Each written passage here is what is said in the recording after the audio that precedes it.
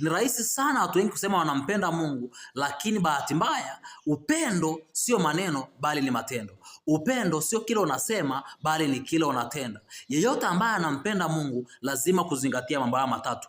Moja, ukimpenda Mungu utazishika amri zake. Ukimpenda Mungu utazishika amri zake. Biblia inasema mkinipenda mtazishika amri zangu. Maana yake anayempenda Mungu lazima azishike amri za Mungu kwa kuishi maisha matakatifu, kwa kuishi maisha mbali na uovu na kumpendeza Mungu.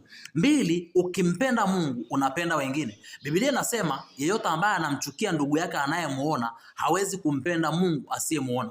Yeyote mwenye chuki na wanadamu walioumbwa kwa sura na mfano wa Mungu hawezi kumpenda Mungu. Ukimpenda Mungu, mtu wa Mungu, lazima uwapende wengine. Hiyo ni amri. Tatu, ukimpenda Mungu lazima ujitoe kwa Mungu. Tunatoa nini kwa Mungu tunapompenda Mungu? Moja, tunatoa moyo.